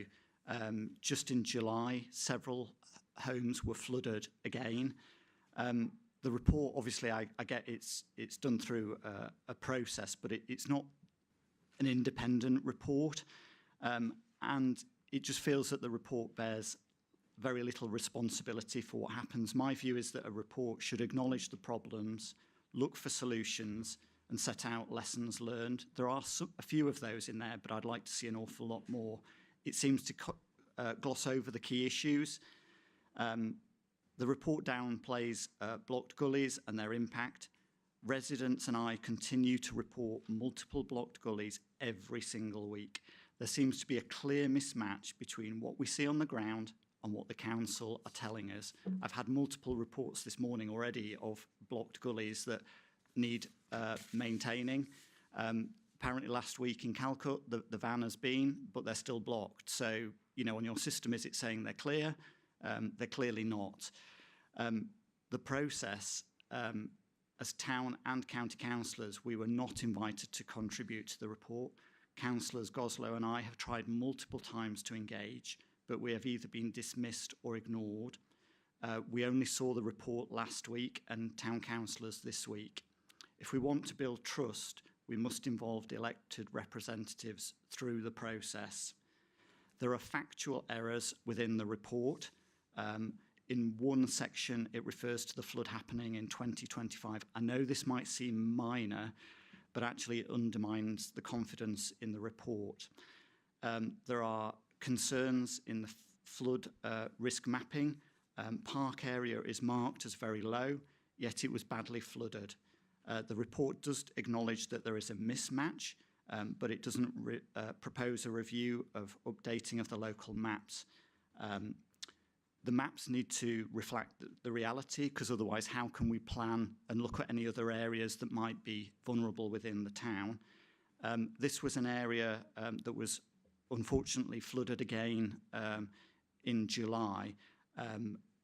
after an awful lot of effort and pushing, we've got all the drains. There's a whole series that you can follow down if you know the area. So it runs all the way from Scotch George Lane down the back lanes and to Park Avenue. We have got those now cleared, and when it rained a couple of weeks ago, that area didn't flood. So it does show what proactive maintenance can achieve. Table 5 shows that 60% of the drains on Orchard Close weren't operational at the time of the flooding, yet the report concludes blocked drains weren't the cause. Would better maintenance have helped? Probably. In Orchard Close and Halfpenny Lane, many of the homes rely on soakaways dating back to the 1960s. The report notes that many were failing, but doesn't say whether residents were informed or supporters. There's clearly a gap in communication and policy, and I would hope residents could be made clear about what the responsibilities are, and if there is any ongoing infrastructure maintenance, it's about how either the council or Yorkshire Water supports some of that. And finally, the report calls the 2024 unprecedented. Residents have shared that flooding happened in 1999, 2006 and 2021. I would say this isn't unprecedented, it's a pattern. To me, it suggests that there's a deeper vulnerabilities in our infrastructure and our assessment. This is happening in a more than 100-year event, and it's clearly only going to get worse with global warming and the floods that we've seen in recent weeks. We need to listen to our residents and not dismiss their concerns. So I would push back. We need to challenge some of the assumptions in the report. And I do think we need to start with better maintenance of the gullies. I know there is a schedule. We keep talking about this again and again. Something isn't working, and we need to look at how we review that. And I hope we can learn the lessons so that the residents in Knaresborough don't have to be flooded for a third time. Thank you. There's quite a lot in there, David. You might not be able to answer every individual point, but I think there is a dialogue that's necessary, but I'll let you come back. Yeah, we've got some notes, so we can definitely take those points away. With regard to the statement that it's unprecedented, I don't think it refers to the number of flood events, more the scale of the event that occurred at that time. I understand the frustration, I understand the fear of residents. I've seen many instances over the years of people being flooded, and it is heartbreaking and it is a lot to deal with. We will always do our best to help people where we can. I think definitely the information around responsibilities with respect to soakaways and that kind of thing, that could inform part of the campaigns of information previously mentioned. So, you know, the fact that a soakaway generally would have a lifetime of 100 years before it starts to get a build-up of silt and stop functioning as it should do. The responsibility for that maintenance, if it's private soakaway, lies with the resident, but we can make that clearer and give advice on sort of checks and that they need to carry out and the kind of things that need to be done. I know for a fact my brother had a soakaway for his roof water in his garden. It failed. The onus was on him to get that repaired and a new soakaway put in. That was the easier option rather than trying to repair the existing one. But yeah, unless you're aware of these things and aware how your surface water system drains and works, then I understand, yes, it's very difficult to try and keep on top of that. So yeah, I think that's a good thing to, as part of the information campaigns.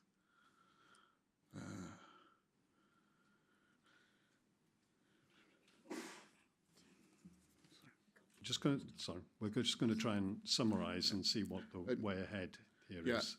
Just with respect to the gullies, where it's referring to sort of being 50 or 60% full, that's more referring to the silt trap within the gully. So the way a gully is built and designed, you've got a trap at the bottom, which is designed to collect silt so that it doesn't then block the actual drainage network. The pipe that the surface water goes out will be at a higher level with the silt trap below. So where it's saying a gully is 50% full of silt, it's the trap.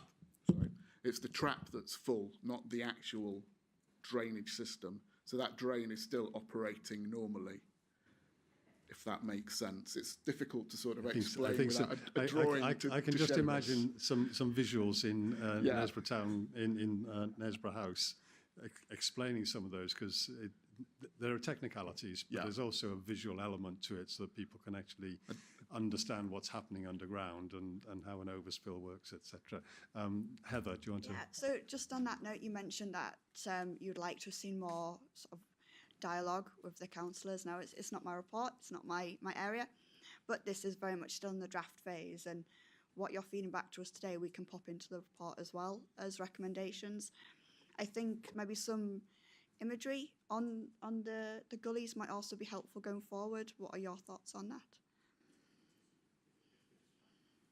I think that would be useful, and I think that's part of perhaps my frustration. The dialogue we've tried to engage, unfortunately, it hasn't happened. So I would welcome that dialogue so that we can build on some of the things in the report. And I do think we're going to look at some potential suggestions about how we might move things forward. So I don't want to dwell on it, but I would welcome that dialogue. And if we can have that, I think that would be useful. So thank you.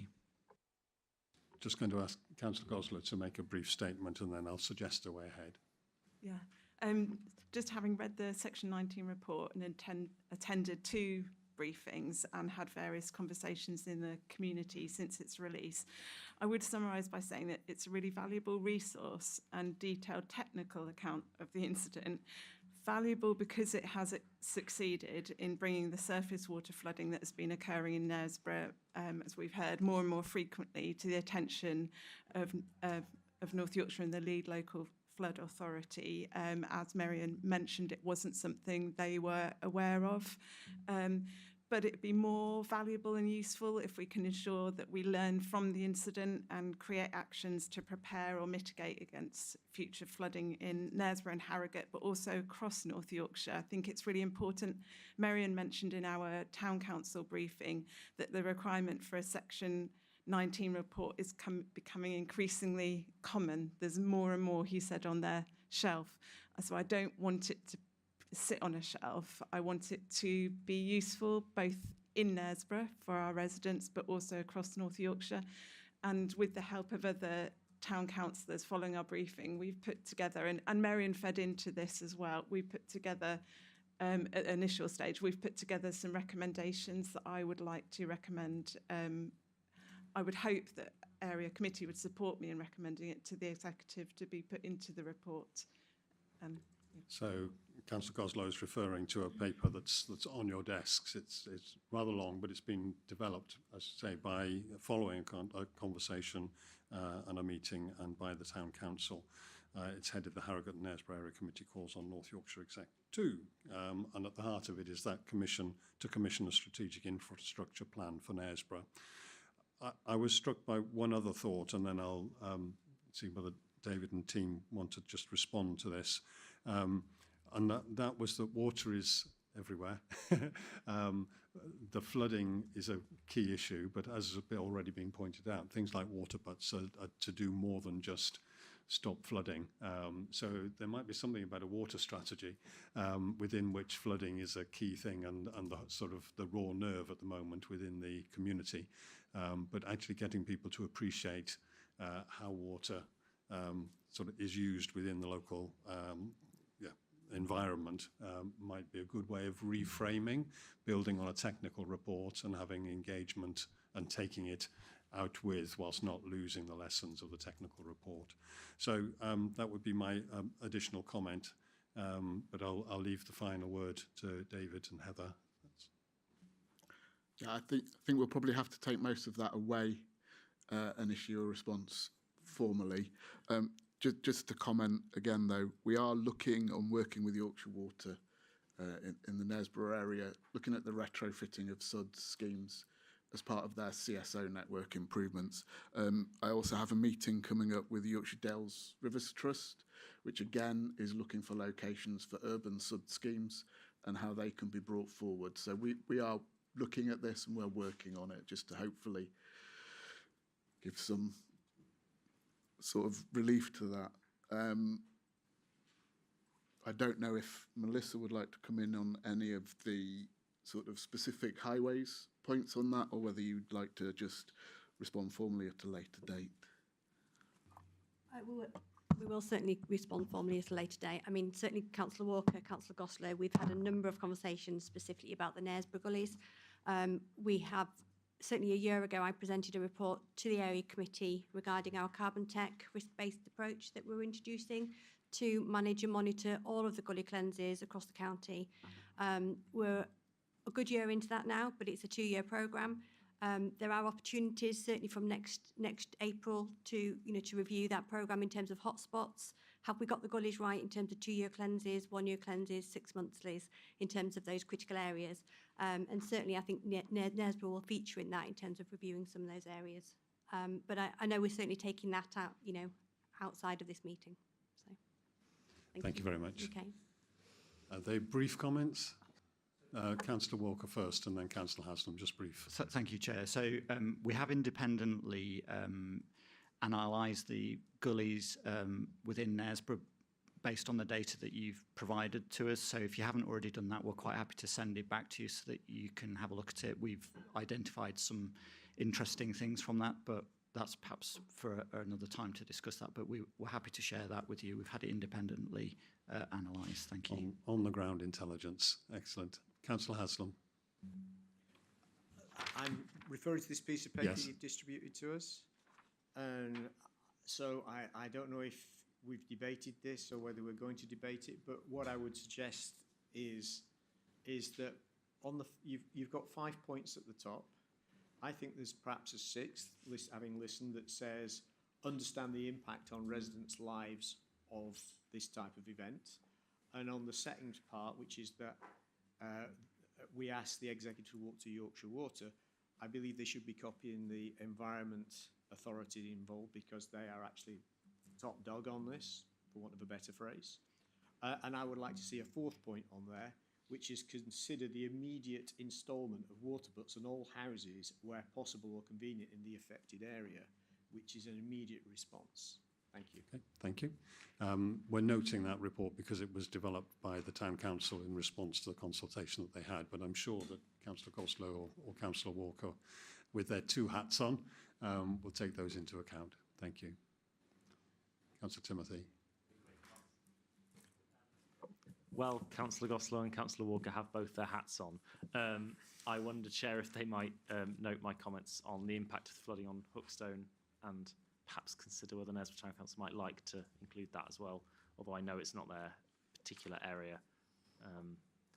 I'll be taking the same comments to Harrogate Town Council at an appropriate juncture. Thank you. Noted. Great. Let us move on. Item 8 on our agenda.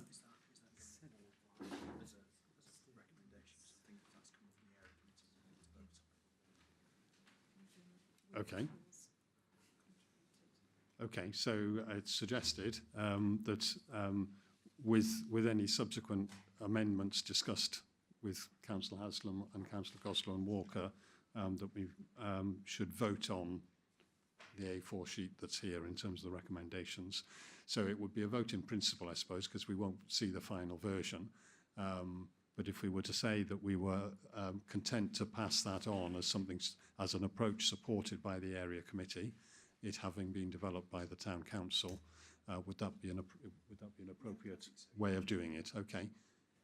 Sorry, it's not formally developed by the town council. Okay. It was with conjunction with North Yorkshire councillors and town councillors, but I can't say it's formally by the town council. because Understood. Formal decision's not been Yes, okay. So a formal decision hasn't been made at town council, but it was developed in consultation with town councillors and others, having had the information. So if as an area committee we're happy to see that proceed, then would you care to raise your hand?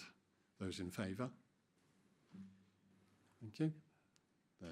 Everybody's hand went up, so no abstentions. Or thank you for reminding me, Edward. Item 8 on the agenda.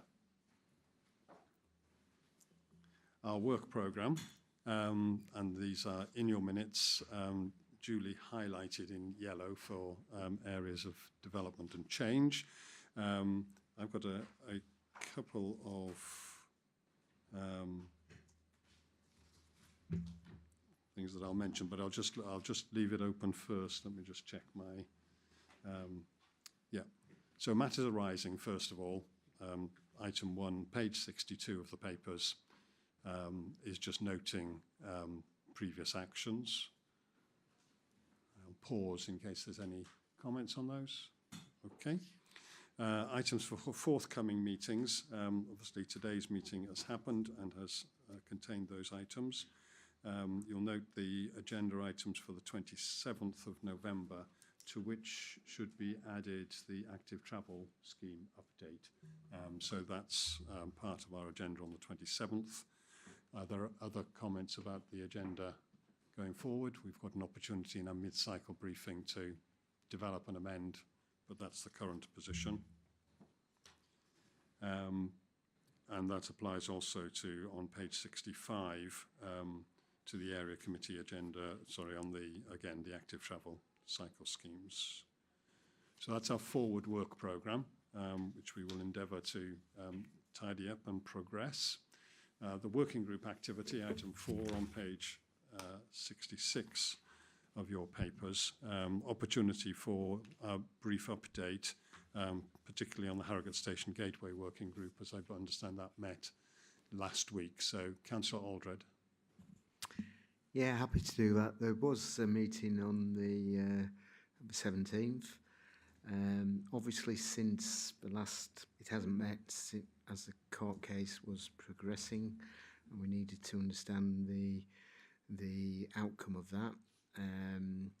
That was wholly in favour of the council. The dismissal of the challenge on all 5 grounds, and indeed the judge who dealt with that refused permission to appeal on any of those 5 grounds, although it was stressed by officers that doesn't prevent a new legal issue being presented, but not on those TROs. So the progression of that now is, we were told, was October's a crucial month, really. Both the main funders, the West Yorkshire Combined Authority and the North Yorkshire Combined Authority, are going to be asked in the next week or 2 if the funding is still there. There's no indication that it isn't. And then a report goes to the executive, I think on the 21st of October. It is sometimes in October.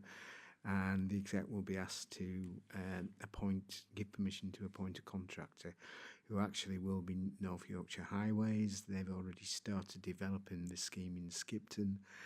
And we ought to know that the scheme in Selby has already started. Vastly more money there, 21 million. We're now reduced to about 12 million. It is a much reduced scheme. But hopefully by the end of October, we'll be clear as to the appointment of contractors, and there will be a contractor programme delivered. It's looking like, if all goes ahead, starting in the new year, so avoiding Christmas. And we talked at length in the working group about the importance of liaison with local businesses, daily contact, making the businesses aware what was happening when at every particular stage, and we were promised that would happen. So, subject to approval, it may be starting to happen. And I think that's all I should say. I can share slides that were given to us at that working group meeting. I think they were circulated in advance for members. Yeah. So that's excellent. Thank you. Is any comments or questions on that working group? Okay. So the work of Station Gateway, work of the Housing Liaison Working Group. There's been one set-up meeting. There's a meeting scheduled. Is it scheduled or is it to be scheduled? October, November? I think it's to be. Funding board, then the date can be set, but we're looking at. Right. Okay.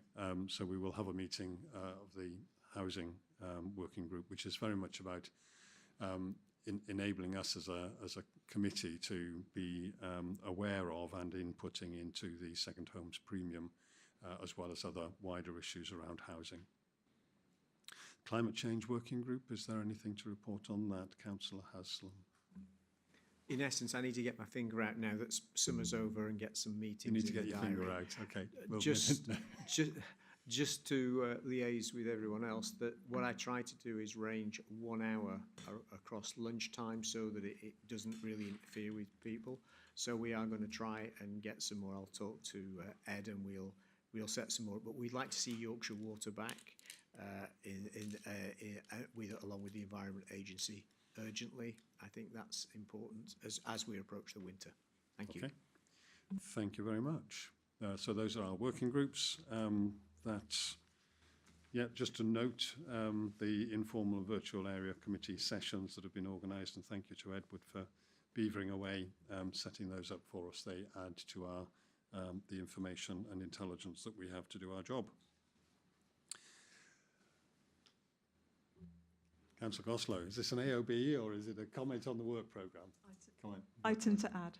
Item to add, thank you. There's been a lot of correspondence with regards to planning enforcement in Knaresborough between civic society and the area committee, and I would like to ask whether we could perhaps put that on our forward plan to be discussed impact on communities, high street, local economy, etc. Okay, so propose. To put planning enforcement on our forward work plan agenda. It certainly fills my casework. Councillor Aldred. Yeah, can I extend that to Harrogate as well? Because it is an issue. Yes, no, I think that's the proposal. Yes. Thank you. Yeah. So area committee, Harrogate and Knaresborough wide. Okay. Excellent. The date of our next meeting, Thursday the 27th of November. And thank you all for your attendance, and for those listening online, the meeting is now closed.